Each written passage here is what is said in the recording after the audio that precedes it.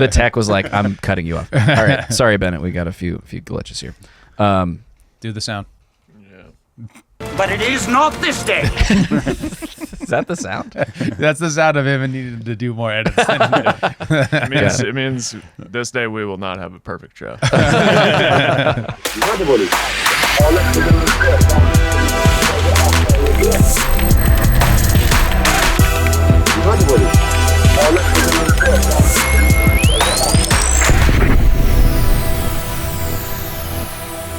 Wildfires sweep L.A. Some blame godlessness in Hollywood, while the left blames guilelessness in capitalism. Guilelessness? No? Yeah? Get it, Gaia? I think it's a stretch, but Mother we'll Earth? take it. Yeah, we'll worship take of it. Earth? Yeah, no. Yeah. I don't know. Godlessness, goddessness. Yeah. There it's it all is. the same You thing. gotta laugh so you don't cry. That's right. It's a tragedy, man. It's pretty rough out there. It is. It's terrible. Welcome back to another episode of Human Reaction, your weekly source for independent commentary on cultural news and politics. Today we're going to be talking all about the LA wildfire. Before we do, I'm joined by David Rand, Kyle Mack, Bennett on the buttons. My name is Joe Sheehan. Thank you for watching with us today. Please go ahead and like this video on YouTube. Wherever you are on the internet, please follow, subscribe, leave us a review if you have the time. We really, really appreciate that. It means a lot to us.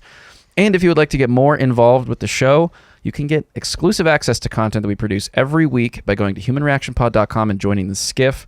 That's our special members only area. In addition to that, you can also join our Discord, and there's a special Skiff members channel in the Discord as well, but there's lots of great public conversation going on there, and that's totally free. Link is in the description below. And in the Discord here, we got a meme that's hot off the presses. We have Los Angeles on fire, and Gavin Newsom going, "This is fine. This is fine. Everything's fine." That's rough, man. That is pretty rough. I just made it 5 minutes ago.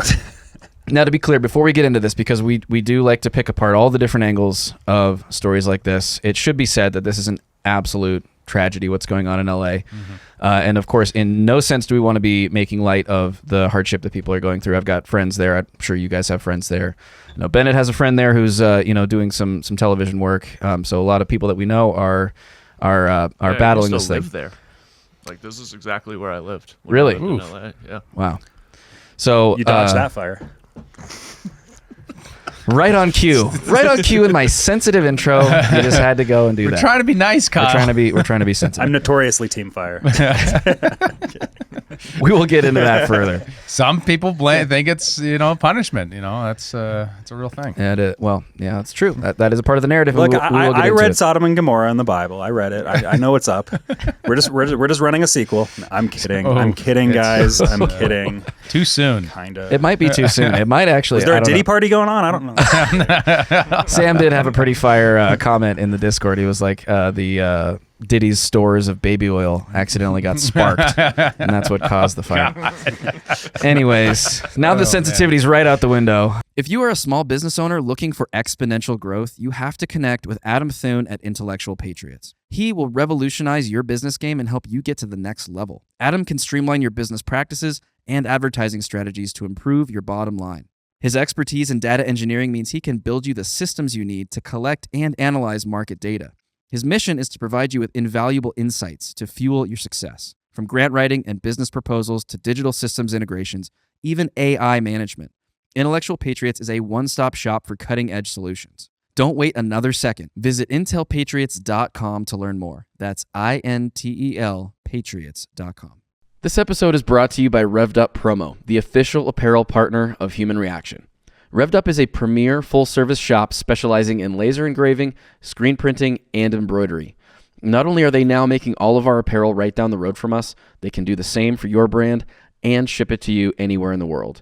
Revved Up helps you navigate the extensive universe of merch options and uses state-of-the-art techniques to showcase your brand in its very best light.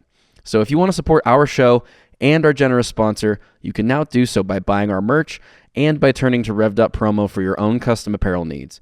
Reach them at revveduppromo.com. That's with 2 V's and 2 P's, or just check the show notes for a link. Let's go into the situation here. Obviously, if anybody has been paying attention to the internet, you've seen this. It's everywhere. It's really the only thing to be paying attention to right now, it seems. The damage is significant. The Palisades fire has so far burned 17,000 acres and is 0% contained, while the Eaton fire, which started slightly after expanded to 10,000 acres and is also 0% contained, making this the most destructive fire in LA history, with tens of billions of dollars in damage estimated currently, and probably more to come. There are 5 confirmed casualties of the fire and 130,000 people under evacuation orders, with 2,000 homes, businesses, and other buildings damaged or destroyed. And there is a new fire that has sparked up, the Sunset Fire in the Those Hollywood 5 Hills. casualties are dead? That is the knowledge at this time, yes. Yep. I mean, for how big this thing is, that's pretty remarkable. Yeah, I'm kind of I surprised mean, by it's that. still obviously very sad, but Yeah. the fact that only 5 people have. It's true. I mean, especially when you think how dense this area is. And I mean, you see videos all over X of like the gridlock of people just trying to get out of some of these areas. I mean, when the Sunset Fire started in downtown LA, there's aerial photos of LA where just the streets are just jammed. And I mean, I saw a clip of a bulldozer literally pushing cars out of the road because people were in such a hurry to evacuate that they couldn't get anywhere. They just left their cars. Yeah. I also have a video up here of. I guess it's an advertisement for law. Jesus. Really? Really? That is low. Only a lawyer would turn this into an ad. That was probably some sort of like fire insurance. Yeah. Deal, right? Yeah, I imagine. Whoa. I don't know. I didn't. But yeah, as you can see, it's pretty crazy out there. Just if you're somebody that's driving through it right now. But when you look at the casualty figures, consider that the worst fire in American history was likely the Pacheco fire in Pacheco, Wisconsin in 1871. Between 1,500 and 2,500 lives were lost in one fire. Wow. Yeah. So, and this is part of that, like, trend as you get wealthier, as you get more abundance and resources and access to goods and services, the more you can respond to terrible situations. So the difference between us in 1871 is our building materials and all that kind of stuff that can slow these things down, and our responses can be better, our communication systems better, things like that. So it isn't to take away from the tragedy here. Obviously, the property damage is enormous and terrifying. I mean, look at that. But like we should also have that we live in an era where the casualties, the human life cost appears to be far less than it otherwise might have been. Yeah. And it's also interesting too, is like Musk said that this morning, SpaceX is going to be providing free Starlink terminals to areas hit by the fire, which is cool. Like we had that with everything going on in Georgia.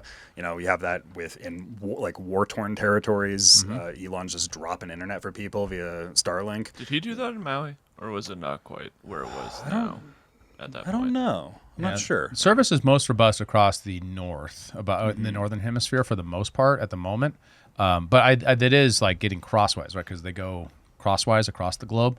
So I think Maui just happened to be out of the maybe out of the range. I'm not service sure. range. Eventually, they will get the other way. They'll be like a giant X, ironically. That'll be kind of. You think he planned that? He probably planned that. I assume it's an engineering question first. Although Elon he's a very mimetic individual. He really cares about his truly memes. is. He's a branding master when it comes to his mimetics. If anyone would put a giant X in space, it would be him, right? I mean, I just think he put a Tesla in space this is fair. with a dog in it, or with a Doge in it. Right. It's Now, like, wow. Just see some poor dog, Not a real dog. stuffed animal. But we also have there's a lot of fears about arson that's going on in the area too. So because like a lot of the question here is how did it actually start? Right. And that's where a lot of the politics comes in. But there was a clip from Andrew Huberman of all people last night taking a video of what seems to be just civilian arsonists in the area. Quite strange. Now this is obviously after the fires started, and this is in the city. This is in Santa Monica. But he's literally taking a video that we're going to watch here of people starting a fire in Santa Monica. Yeah. So let's check that out. We're at 302 Pico, and people are lighting fires now. You can see they lit a fire. These guys, not all the people there, but some of those guys lit that fire, and they're actually the trees caught fire, and then the palms are catching fire. So civilians are now lighting fires down in the so-called flats around Santa Monica, Venice. So be safe out there. Fire department's been dispatched. We don't have enough water to put this thing out. Yeah. God damn. Well, and there you hear it too.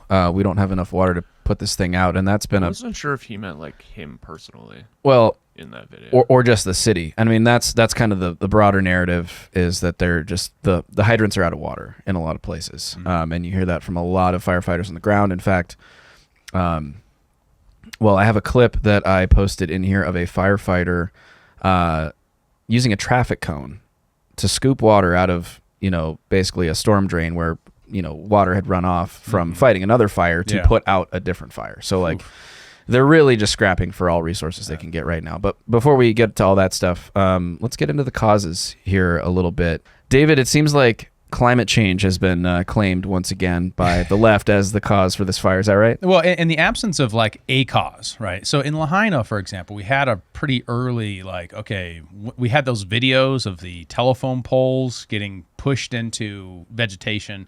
We had early speculation about a particular cause. So in the absence of that, and not to mention people starting fires and arson questions. And remember, we debated a fire that was almost started near Bozeman not too long ago, of a guy going out near the watershed forest area and started a fire with gasoline against a tree, and someone went over and put it out and called the police.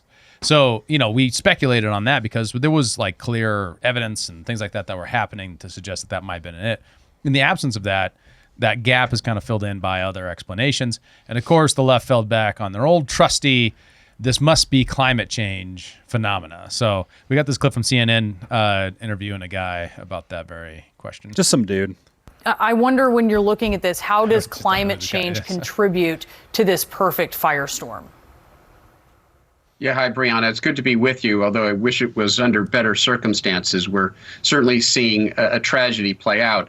And when we see these sorts of events, these massive wildfires, 15 of the worst 20 wildfires have occurred during the last 15 years in California. And so there's a clear trend towards these faster spreading, hotter burning, more destructive, more deadly wildfires.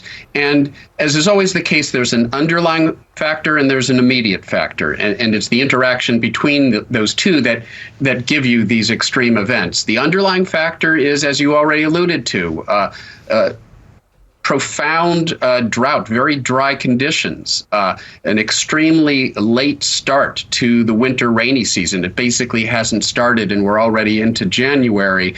And there's a key meteorological variable that we look at, which is called the evaporative demand. It's basically how dry and thirsty the atmosphere is. And that correlates highly with wildfire potential. And we're seeing very high levels of evaporative demand precisely in those regions where these wildfires have broken out. Now, the immediate factor, these winds, the Santa Ana winds, and we can't say those are caused by climate change. It's a natural occurrence, but it's the synergy between that natural occurrence, the Santa Ana winds, that immediate factor, and the underlying dry conditions that are definitely related to a trend of drier conditions in California and the western U.S. caused by human-caused warming, due primarily to the burning of fossil fuels. Well, there it is. The climate change narrative comes out right at the end there. Yeah, so what's interesting here is the question at play of using climate science to justify any singular event,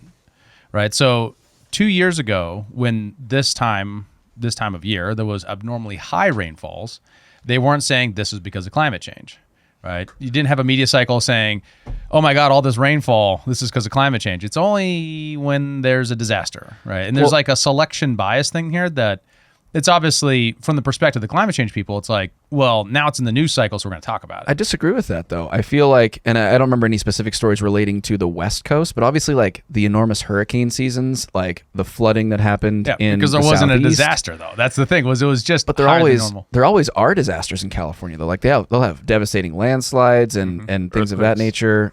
Earthquakes not necessarily related to rain, but the landslides are a big factor for sure. But once again, when all the reservoirs filled up because of the normal amount of rainfall we got, there was no cycle about how the climate change is causing this good phenomena, right? Because climate change is such a large, you're describing the biggest possible thing, all of the environment in the entire globe and the effects locally based upon that larger environment. Yes. And the problem with that is you can get into a composition fallacy in a Mott and Bailey argument, right? Meaning You say climate. What does that mean? Yeah, what Mott is and that? Bailey means I say a radical claim, and then I defend at a much more defensible position, right? So I say a radical claim like this fire was caused by climate change, and then when you say like, well, wait a minute, it was caused like, or Lahaina, right, is a better example. We have a particular cause. It had to do with vegetation and budget cuts that did not do the vegetation, blah, blah, blah, blah, all these things. And, predictions that this was going to happen if you didn't do anything about it, and then they didn't do anything about it. And so then they say, but climate change is real.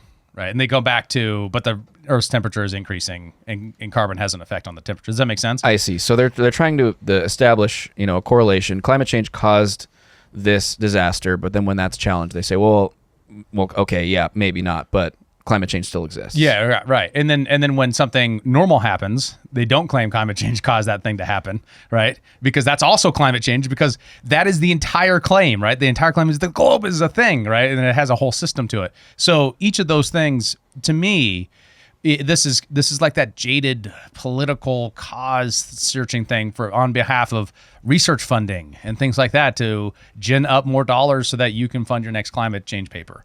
Right, yeah. which is the real jaded. I don't know. Jaded's not the right word. Just super realpolitik component to a lot of this, which is unfortunate. Well, and a lot of it too is it's just religious for a lot of people as well. Like they have their common cause for all things evil in the world are a one singular thing, and you go to it. That's interesting. Climate change is the left's version of an act of God. Yeah. Yeah, that's what that was my joke up front. It's the guilelessness. Yeah, no, I guess I'm just putting that together. Yeah. Well, it's Mother Gaia, right? Like, it's the death of God, and now we're worshiping the Earth, right. Mother Planet, right. The Gaia, right? So Newsweek had a article. How did the Palisades fire start? Is climate change to blame for LA wildfires? Do you think this actually took both sides of the argument? Well, I asked the question in the title. No. Can't imagine it does. It did not. It said, yes, it was. That's pretty much what it says. Yes, it was. So, and at least a part of this is noting that even in the situation of climate change, regardless of the rebuttals on the individual stuff, which we'll get into in a second, the question of like what to do with a projection of the future that could be worse is how do you invest your social capital, the things and available resources to mitigate future disasters, right? So you have Lahaina is a good example because we have more data because it's, it was more time had played out. There was a reduction in the vegetation allowance for the utility to reduce vegetation. And there's possible this could have the same cause. There's high winds and exposed wire lines, power lines. And this has been a known cause of prior wildfires in California all over the place, which is why PG&E would do these rolling blackouts during high winds. They wanted that to prevent... happened in this case. It was last week they did a rolling blackout. Right. They want to prevent the active power lines from, having trees fall on them and spark wildfires. And actually the same policy is starting to be rolled out in Montana as well. Mm-hmm. Northwestern Energy was putting out some statements about that last summer. Yeah, and another one of their initiatives is only relatively recently have they started investing in actually putting the power line subsurface to keep that from being a problem. And one of the, as usual, there's like a political fight about that, right? It's like, oh, you're only doing this because of climate change or something like that. But it seems like a consensus issue, right? And obviously they've spent a couple billion on that and hundreds of billions on green energy initiatives and subsidies and all that kind of stuff, right? So rather than, and obviously the contrast of this is, note the Netherlands. The Netherlands has invested tons of money in ensuring that their dams and dike systems that prevent ocean rises and I know I said dike, guys. Come on. Sorry. Come on. Kyle just looked at me. We're not even talking about the fire chief yet, Kyle. I just looked at Joe and he gave me a smirk. No, he smirked at me first. Who smirked first? Okay, we'll Kyle find that out in sure post, I guess. It goes back to the fire chief thing, which we'll get into later, because there's other narratives that are going around with that. I'm so embarrassed. My mom watches this show, guys. The Netherlands. Yeah. Go on with the dikes. For a 1,000-year storm, like the worst possible scenario, when you have a high capital society, what do you invest in and how do you invest? That's a really, and what we do with that shows our values and shows what we care about, right? And a lot of this is a question of if 10 years ago, 15 years ago, 20 years ago, if after all this time of fires as he said, increasing fire problems in California. If the adjustment was fires first, climate change second, we would have a far less disastrous scenario. But what we're trying to do is organize the climate and address that as the root cause rather than safety of our power lines first. Does that make sense? And that shows the underlying sets of values that are informing the decisions and directing the political process. Well, and it's also rather insane in the sense that, you know, you're seeking to control something that is thoroughly out of your control. At least to any sane person, it would be not realistic to think you can control the climate. But you can control where your power lines are run and how close trees are to them and all these other like tangible factors. So it's well, and that like shows like the priority order. In that priority order, how you rank order your priorities and your values and what you demonstrate what you care about by what you spend money on as a political order or as a society. If you put the much more the problem with democracy at its core, if you put the much more tangible, practical, run on being the mayor of LA that says, I'm going to bury all the power lines. That's not a compelling thing. That's not going to get you no George Soros there. money, No. right? That's going to get you a bunch of people going like, why? I mean, that seems like a lot of work, you know? I mean, like, if you say fires right now, it's very compelling, right? But that's a foresight thing that we just don't have.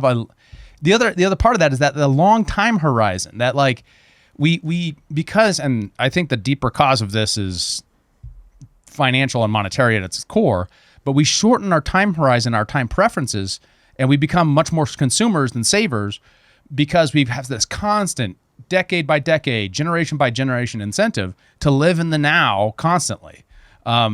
Because there's no incentive to live for the future, because if you save, all your money's destroyed by savings. Right? by inflation. Yeah, by inflation. Yeah. All our capital stock is reduced. Nobody has any savings in their bank account. Why? Well, it doesn't pay to do that. So you risk it on the stock market.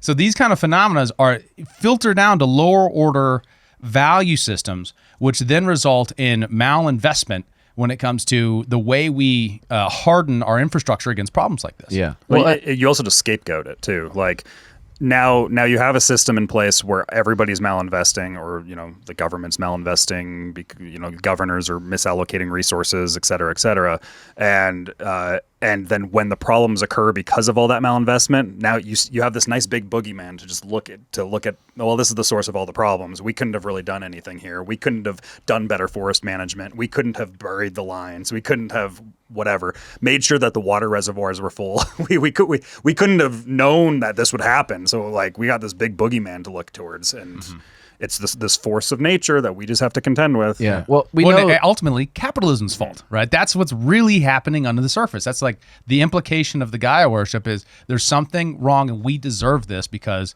of our wealth and society and success. Yeah, that's crazy to me when a lot of people, particularly on the left, use roads and police and fire as these essential services as sort of like the justification for why the state should exist, right? And in this case, you would think, okay, the state exists to help manage and prevent this scenario, but in reality, the resources at the disposal of the state of California, which are tremendous, have gone to so many other things. I don't know what, giving drugs to homeless people, or I don't know, building really expensive tiny houses, or DEI initiatives, or whatever else, but not to the things that are actually going to improve the lives of the citizens. If the government didn't exist, who would stop the fires? Cloud seeding. It would. Wait. And the other side of that is the underlying embedded narrative, mental model that any problem is solvable with a sufficient amount of government spending, and it's very possible that this is so outside the range of possible investment foresight that you could actually have prevented this. That's also possible, right? But what that says is that then it's no longer a political sales pitch to get you more funding or anything like that. For example, the La Nina phase that we're currently in always makes Southern California drier in that phase. And it's a very regular cycle, and yet funding didn't really change based upon that. In fact, it was only a couple of years ago that they cut funding to fire. Right now, they just recently in 2022 re-increased funding and increased it by a lot, but maybe that was too late. Maybe the cycle for actually changing the underlying phenomena takes longer than that amount of time. Government planning is at the core of that. Yeah. Right. And rather than the much faster responsive planning that is seen in the private marketplace. I do find it funny that you're saying that there's a cycle, but the argument is that there's a change. Yeah. There is a cycle and there is a change. And you would think for a constituency so focused on the climate that you would be very attuned to climate cycles, La Nina, El Nino, for example. And if you know that this thing happens every couple of years, you would plan for it. Well, it's literally called the devil winds is the other way of talking about this particular time of year and the high winds and the dry season. Why? And that's like old knowledge embedded in the language that we use. That's obvious that this could be a disastrous time for wildfire. Well, since you invoked the devil, I think we should play the clip from the Golden Globes because it's just too apt for this. Yeah, there was a clip going around of Nikki Glaser at the Golden Globes, and this was 2 days before the fire broke out. Yeah, and I think it's apropos. So much has already happened in the first half, and the acceptance speeches have been on fire. Who got shouted out the most? Let's look at the numbers. Whoops. All right, cast and crew are leading the way with 11 mentions. Moms are holding strong with 3 shout-outs. God, creator of the universe, 0 mentions.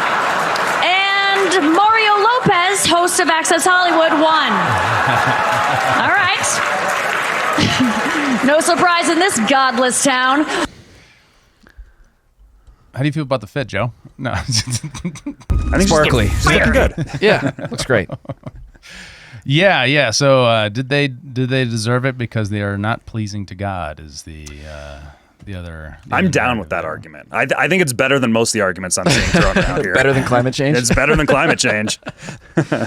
I mean, if anybody deserved a little smiting, maybe Hollywood. I don't mean to be the rain on your parade, but Luke chapter 13, verse 4-5.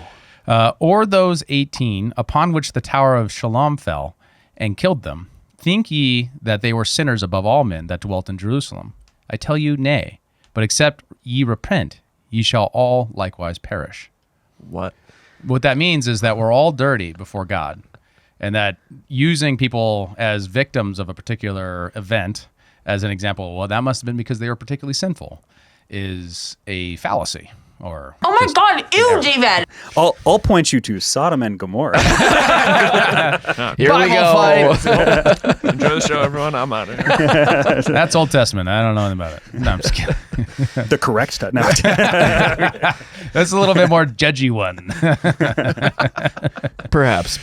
Yeah. I'm sorry. I was going for the Judaism aspect of this. It's all right. We want those Israel bucks.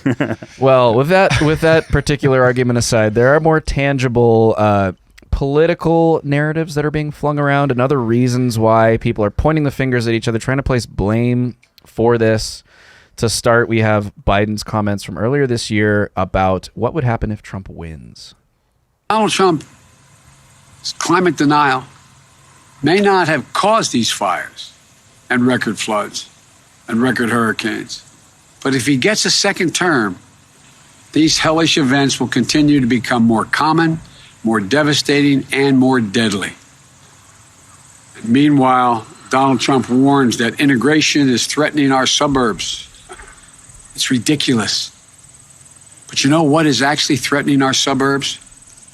Wildfires are burning the suburbs in the West. Floods are wiping out suburban neighborhoods in the Midwest. Hurricanes are imperiling suburban life along our coast.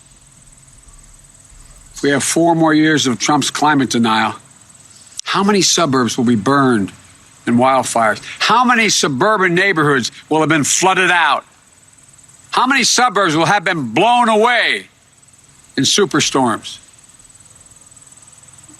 If you give a climate arsonist 4 more years in the White House, why would anyone be surprised if we have more America ablaze?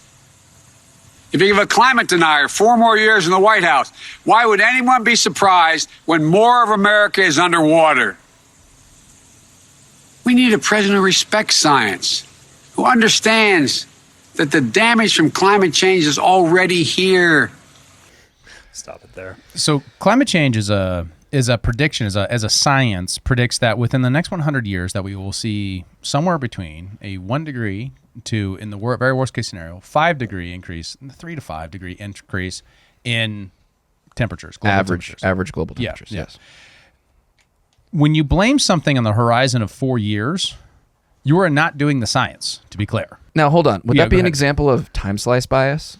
Yeah, well, I mean, in a sense, like it's shortening the time frame to it would be Donald Trump's fault then. Now, is this Biden's fault? Why didn't he end climate change? Right? Like, if you can just end it, if the government can just stop bad things from happening, that's like the underlying bias of the government is just ultra powerful and can do that. And that Mott and Bailey thing, that like I'm going to make a radical claim, and you'd be like, well, can the government even stop all hurricanes? I mean, like, what's going on there?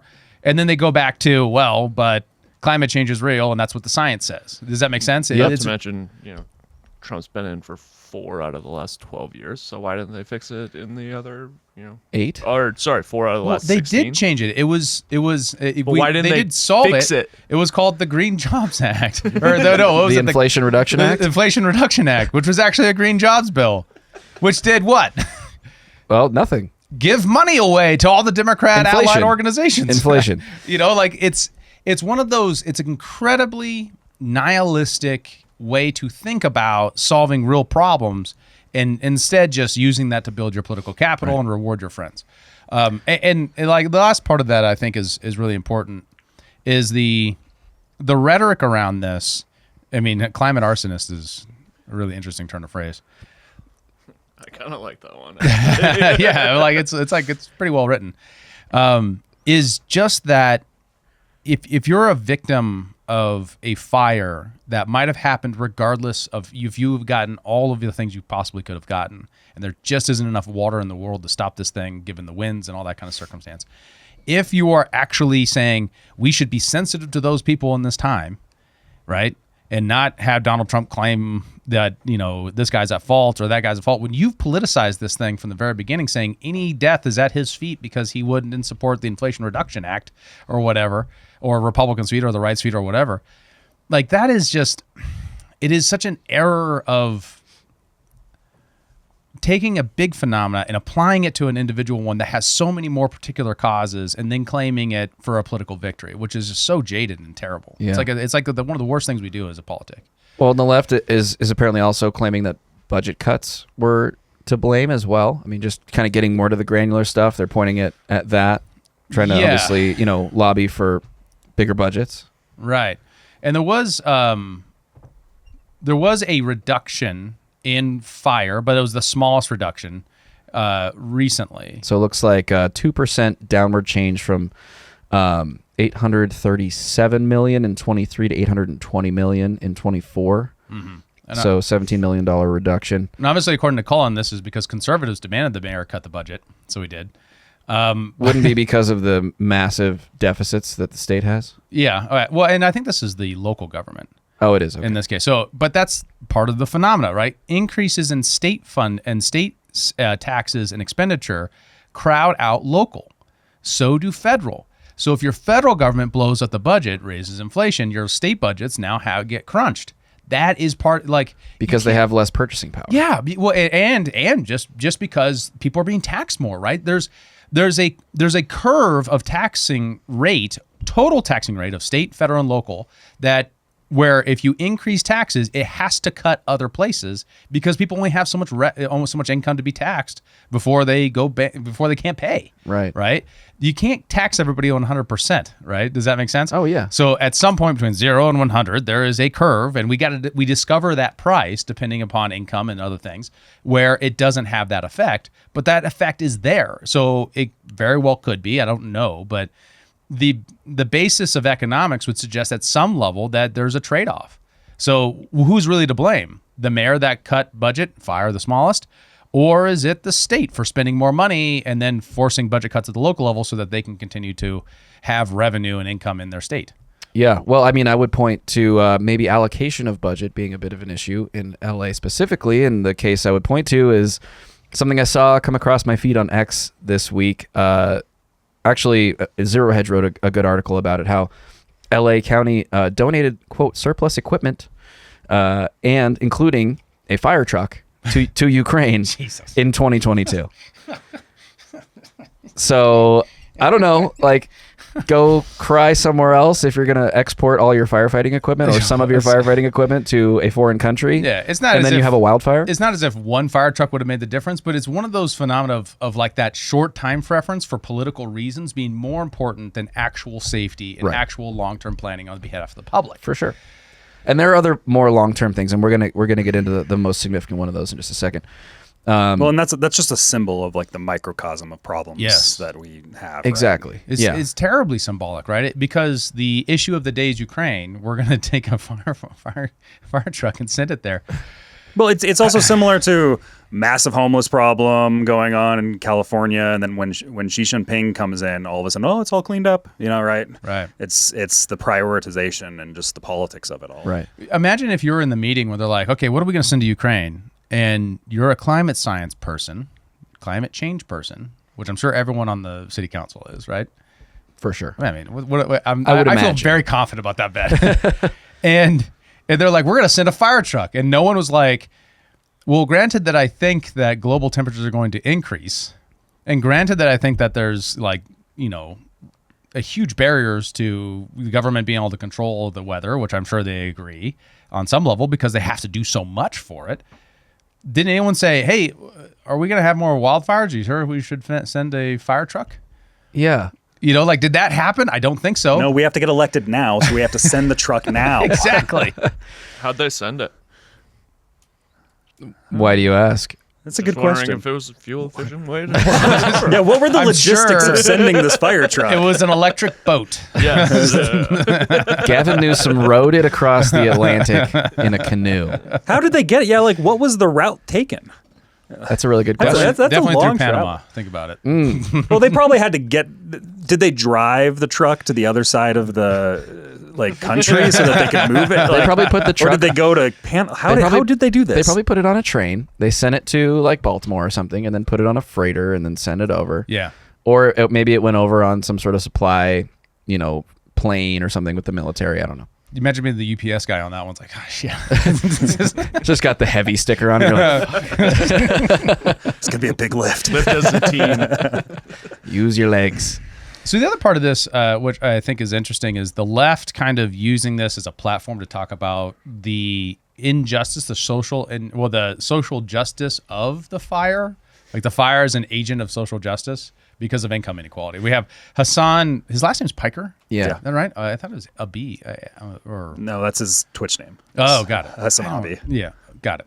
Well, this is him talking about that with his stream. At least all the billionaire Palisade homes are burning. Brother, I don't know how to explain this to you, but it's not just rich people that lose their lives and their homes in this process. It's going to be quite difficult for you to comprehend, I know. But it's usually the really rich people that can avoid the worst of the worst. And it's always the normal folk and poor people that actually get cooked in this process. Like, I'm reminded of the time where Kanye West hired a private brigade of firefighters to basically create a security perimeter around his house. So she was speaking with a friend of hers who's in. So there's kind of two things that are going on. Is his chat is saying, like, at least the rich people are getting burned out. Like, that's kind of the sentiment that's going on there.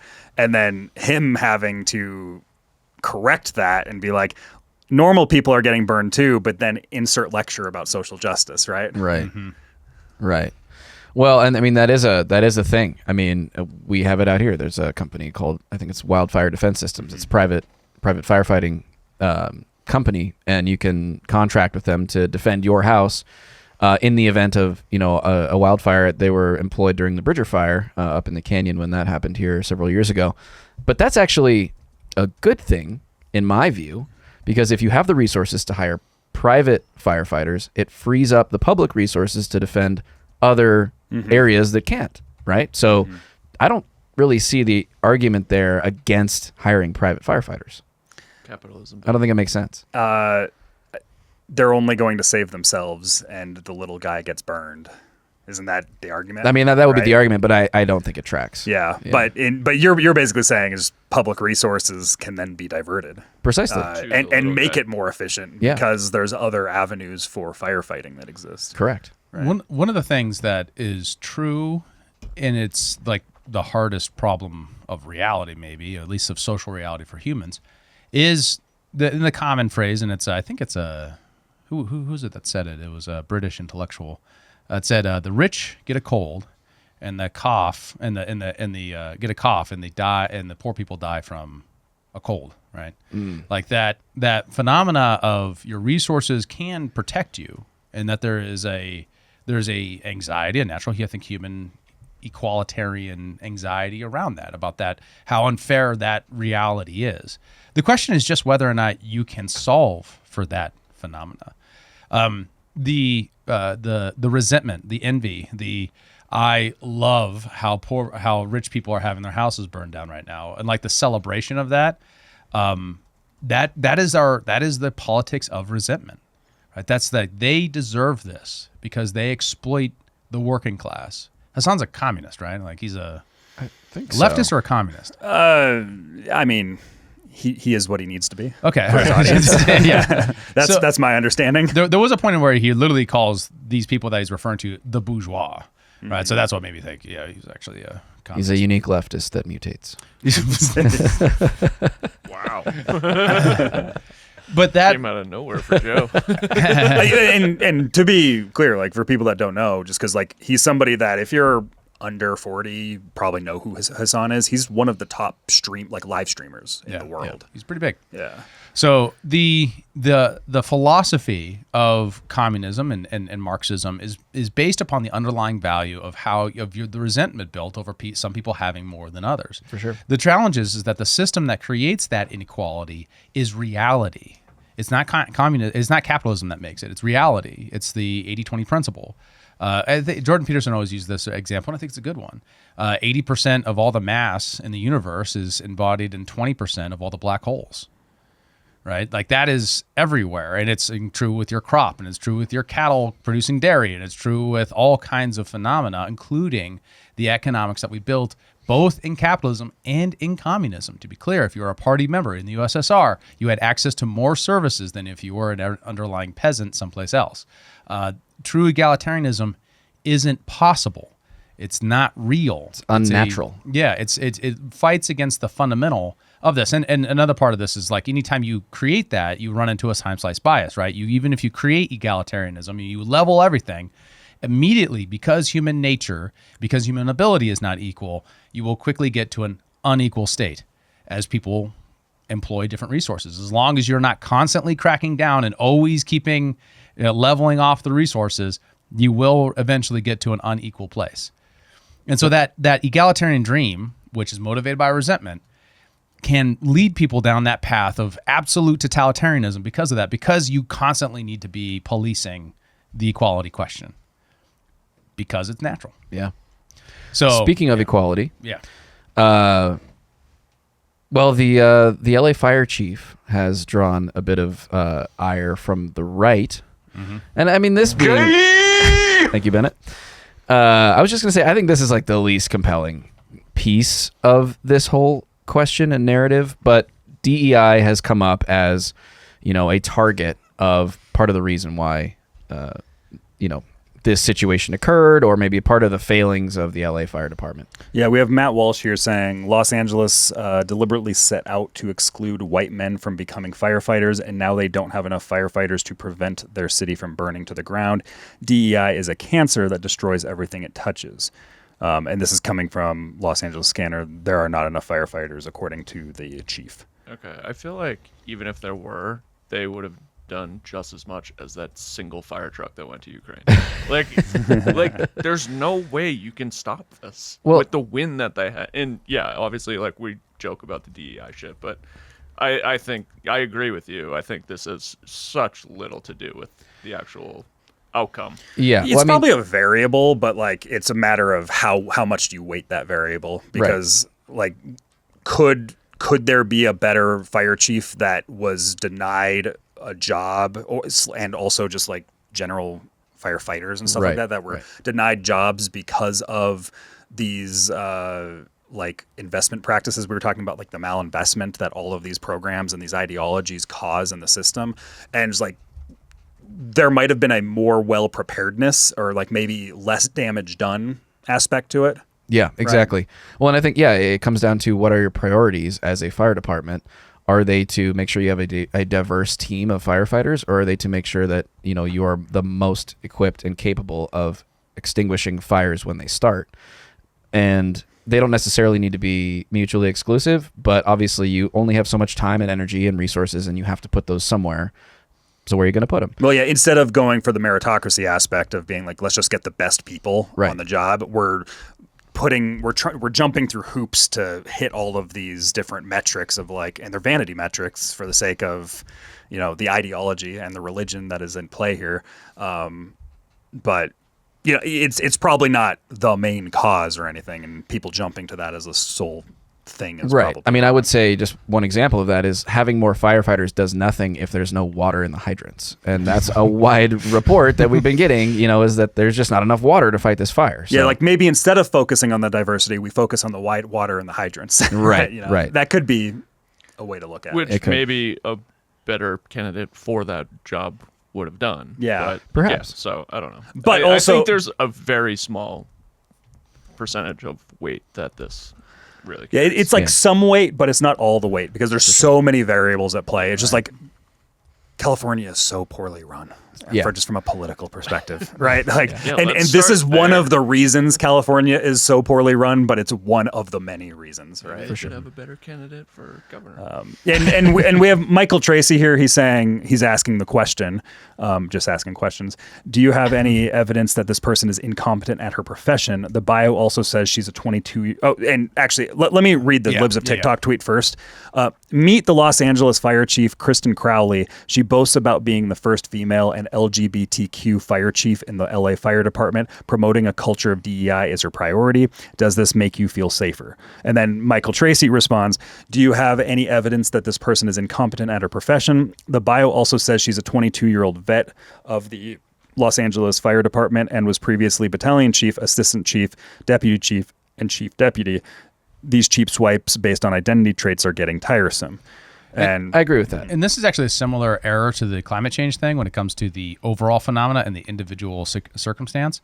In this case, the right is picking up on this problem of DEI, which we've talked about too, and there is problems in this area, especially when you're looking at it as a macro phenomena, but then getting very hasty in the dynamics of the internet to very quickly blame it on DEI without really having a solid ground. It's possible, it opens the door, but you got to have a better case than the press release that promotes all of the woke words, because it's a press release for press coverage. It doesn't mean that's what her. If you ever say like, oh yeah, and then she cut the budget for vegetation reduction and put it into, I don't know, safe spaces for fire people or something. Does that make sense? If that happened, then you have a case, but you're not there yet. Like just it's a worthwhile question in my mind. Like I would, it's one of these things where I would have to see the numbers, and I'm very open to DEI being a major problem here for sure. But it's the hasty jumping to it is probably not worthwhile. It's just like, this is a typical Californian, right? Oh, like that's kind of what it is. Sure. Like they're giving press releases for the mass religion that is Californianisms, right? Yeah. Yeah, that's a very good way to put it. Which is the second deity after Gaia. It's like Gaia is the primary deity, and then second in command is and then like P Diddy parties rainbow is a ritual. here. Yikes. Just dunking on California at their lowest, right? It's just kicking them while they're down. Well, it's good stuff. One tiny part of California, really. That's true. That's true. Diddy's New York. Right? Yeah, no, he was LA. He was doing LA parties though. Yeah, I did actually look up. He is kind of both. He works in my conspiracy rabbit holing over this. I did look up the location of the Diddy mansion in relation to the fires to see. His mansion's LA. That's right. It's not very close. It might be at risk eventually if they don't get it contained. What was Diddy's primary residence? Was he LA or was he? He had a place in Miami that was conveniently and strangely located very close to a shipping terminal, and one in LA. I'm sure he had places all over. That's where the fire truck and he's from New York, right? Originally. It was like his original beginnings of his career was very New York based. I think so. He's East Coast, right, man? Yep. So the water story, right? Getting to that. So there's a lot of question about the water and what's going back and forth. Now, I do have this tweet from what's his name? I forget it. It's Brian Krasenstein. Just waiting on Adam to say something from beyond. I know words. I have the best words. About basically claiming, and there are some other resources that Grok does confirm that there was a surge in water supply in the last 2 winters, and that therefore the current tanks. Now, this is him actually defending Governor Newsom, claiming that this was a thing and trying to debunk Trump's criticism. So I'm leading with this because, rather than flipping around the other way, because I think it kind of demonstrates that there's this back and forth going on this question of was there water, that ultimately I think Trump wins in this sense, that there is a planning problem, the same problem we've been talking about, and a lack of prioritization of what's important problem. But he's claiming that a lot of these, problems of the water supply tanks were full pre-fire, reservoir and water tanks are at normal levels and completely full before the fire. High demand at lower elevations slowed refilling tanks at higher elevations. It makes sense because you have pumps and stuff like that that can happen. And then that the fire was unprecedented. Before 8 months of no rain and 85 miles per hour winds. Yeah, and we should note too. There's one piece of the situation here that we didn't really touch on yet, which is the winds. The winds were extreme, such that they had to ground all the firefighting aircraft that would have otherwise been fighting this fire additionally, putting all the strain of fighting this fire on the water supply, which is not typically how wildfires are most effectively fought. I mean, often from the air, right? Either with retardants or with going, to a body of water, scooping up and dropping it. I mean, that's like common in Montana, and I'm sure, that's certainly a resource that they use in California as well. Yeah. I saw a Newsom thing about, the fact that they were finally able to get the airplanes in the air only as of today, right? So I that could have been a big part of it. Yeah. But so what was Trump's case here? And this is kind of going all the way back to the Joe Rogan experience, right? Well, let's maybe start with what he's been truthing out. Okay. We got the truth here. Oh my God, did he say? He did. I'll read it for you. Governor Gavin Newsom refused to sign the water restoration declaration put before him that would have allowed millions of gallons of water from excess rain and snowmelt from the north to flow daily into many parts of California. Including the areas that are currently burning in a virtually apocalyptic way. Anyway, that's enough. He wanted to protect an essentially worthless fish called a smelt by giving it less water. It didn't work. But didn't care about the people of California. Now the ultimate price is being paid. I will demand that this incompetent governor allow beautiful, clean, fresh water to flow into California. He is to blame for this. On top of it all, no water for fire hydrants, not firefighting planes, a true disaster. It's worth mentioning this whole Delta Smelt thing has been going on for decades in California, like it's a long forever. And it is one of these things where you look at it and you're like, you're still doing that? You're still doing this for this fish that may or may not even be in that body of water over there. Like it's just like. And so the circumstances, and I think you might have a little bit more clarity on the dynamics around it, but they're basically rerouting a lot of the water that could make its way from Northern California to Southern California directly into the Pacific Ocean to aid this fish, the Delta Smelt. Right. Or maybe it's Smelt. Right? And so this was Trump on Rogan, so a few weeks before the election, and this is just a small piece of it. They spent quite a bit of time actually talking about California fires back then and talking about the water resource problem and all of this. Yeah. So here's just a small portion of that. And this was October, correct? Yeah, it was like 3 weeks before the election. Okay. 2 weeks, something like that.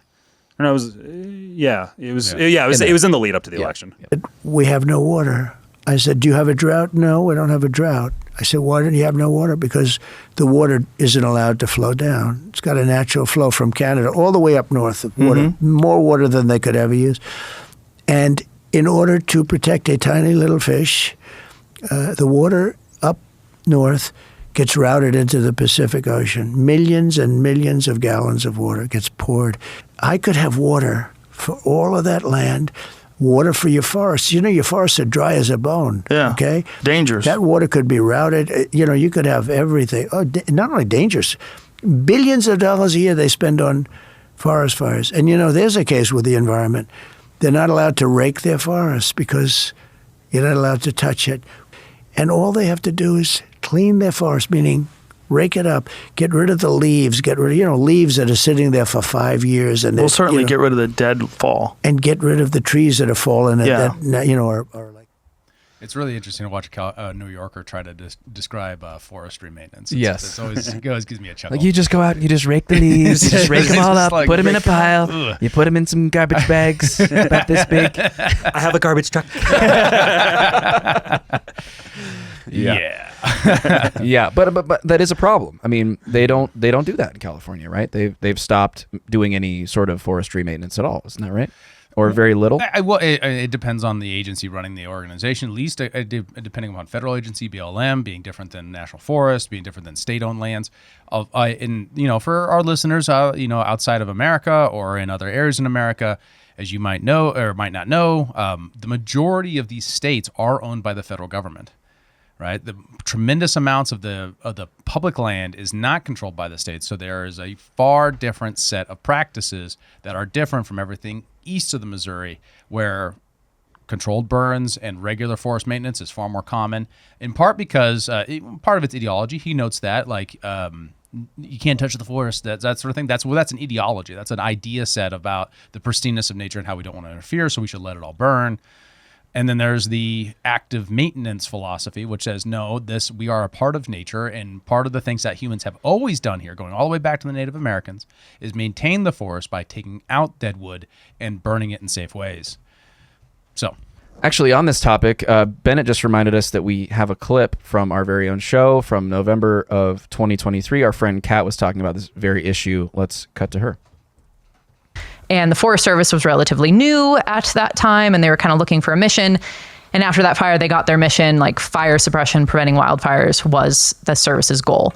And I think, they meant well, but what we've learned over the last century is that approach, suppressing all wildfires, has totally disrupted natural fire cycles. Wildfire is an important part of a forest health and a forest ecosystem. It helps in regeneration. It helps with soil health. And so we've created these really uncharacteristic conditions in our forests where they're overly dense, and all of that deadfall produces fuel for wildfires. So now what we're seeing in the past, historically, naturally, we had more wildfires, but they were less intense and they were sort of ground fires. Today, we are seeing sort of larger, hotter wildfires because there's more what are known as ladder fuels that bring the fire up into the canopy or the crowns of trees. And those fires are burning so hot that they're disrupting the process of regeneration. They're decimating soil health. And so they're no longer beneficial. There you have it. Great explanation of the types of wildfires that are helpful, and then basically the fact that our management has been to do nothing in some places, and then that has created. Just got to rake the leaves. Or suppress the fire up to a point. And then now that we have suppressed the fire, so up to the point we have excess buildup of vegetation, right, which we knew was a phenomena in California. This was actually predicted and talked about as a primary cause of the intensity of this fire specifically, was buildup of vegetation as a problem. And there was no mitigation practice in order to solve for that. Yeah. Yep, it's a terrible thing. Gavin Newsom did have a response to Donald Trump. Gavin Newscum. Gavin Newscum did have a response to Donald Trump. Let's go to that. They spelled his name wrong. Phase. We're in the public safety phase. I hate to even ask this question, but the president-elect chose to attack you, blame you for this. One can't even respond to it. I mean, it's people are literally fleeing. People have lost their lives. Kids lost their schools. Families completely torn asunder. Churches burned down. This guy wanted to politicize it. I have a lot of thoughts, and I know what I want to say. I won't. I stood next to a president of the United States of America today, and I was proud to be with Joe Biden.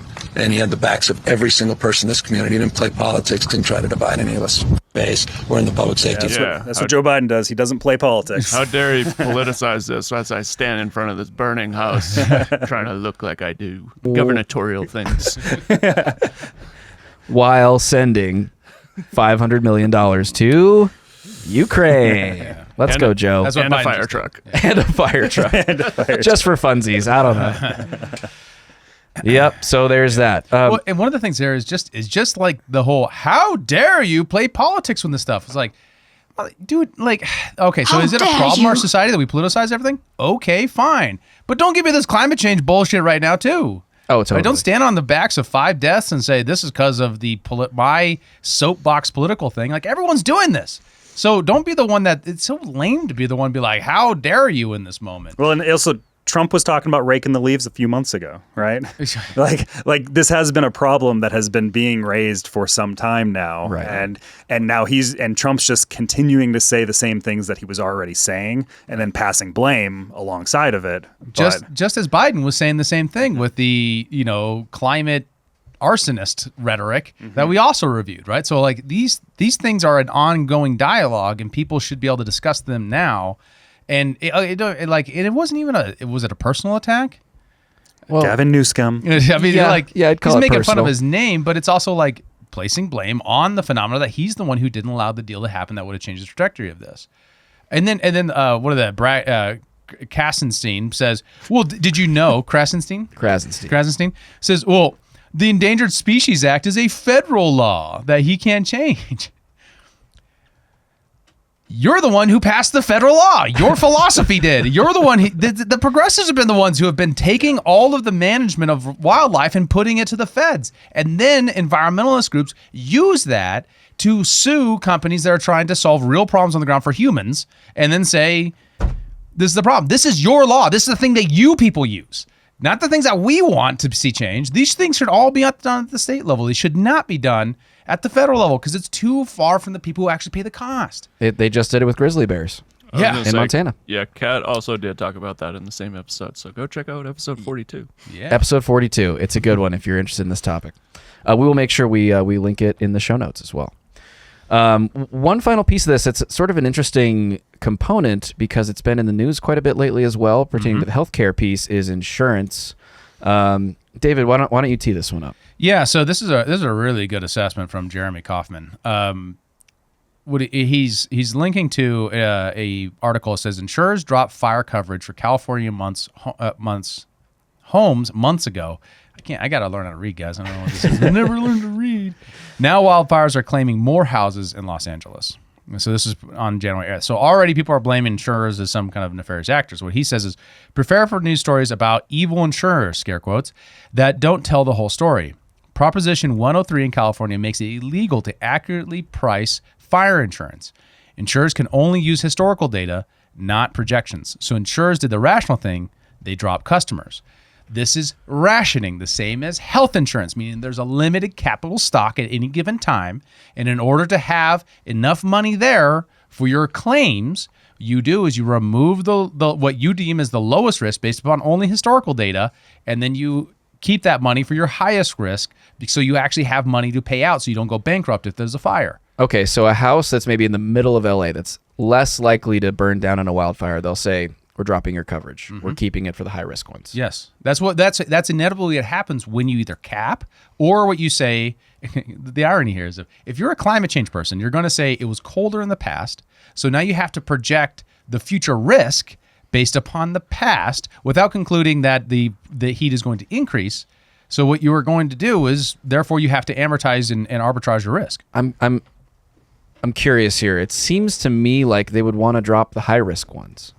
In some cases, they might be able to or not be able to. Well, and especially in this case, like all the homes that seem to have been uninsured are the ones that are burning right now that are on sort of the periphery of Los Angeles that are closest to the wildfire origin, like up in the hills, right? So, I mean, like, wouldn't that be the case for a health insurance company, for example? They drop somebody with a high risk for some condition that's going to cost them a lot of money to pay for, and they keep the people that are relatively healthy. Isn't that how that kind of goes? It can go both ways, right? So what you're going to do is you're going to try to find your way out in each case, right? So if you designate an area low risk for fire, you might eliminate that. Or if you do it on high rate of fire and you've been paying long enough that we're out of contract, I'm just not going to renew the contract, right? So those are how you get out of those situations as an insurance company, I assume.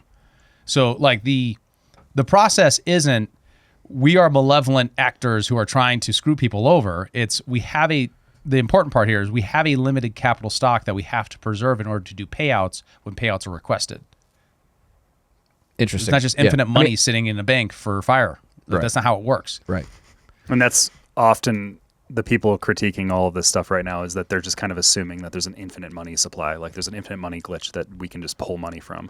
So it's That's like just for Ukraine. That's we only have that for Ukraine, only Ukraine and Israel and the banks. And the banks. Well, and that's one of the mechanisms. Yeah, but also then I guess the bailouts. Bailouts and stuff like that. But that's just kind of the lack of economic literacy that exists there.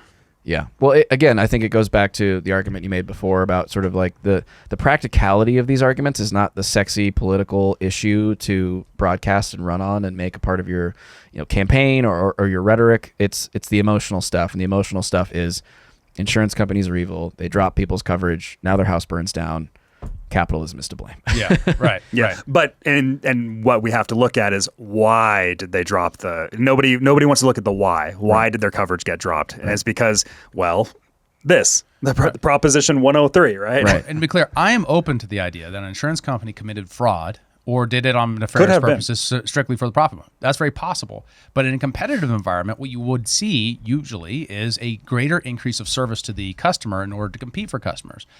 One of the things we do is we consolidate finance, including insurance, into a cartelized system, and then we're surprised when there's no competition. Right. So, that's the core problem. Is just the 100 years of cartelizing all of these industries into a very small select few, and then blaming the cartelization on capital as opposed to blaming it on financial regulations, the Federal Reserve, and organizations that have been doing the cartelization.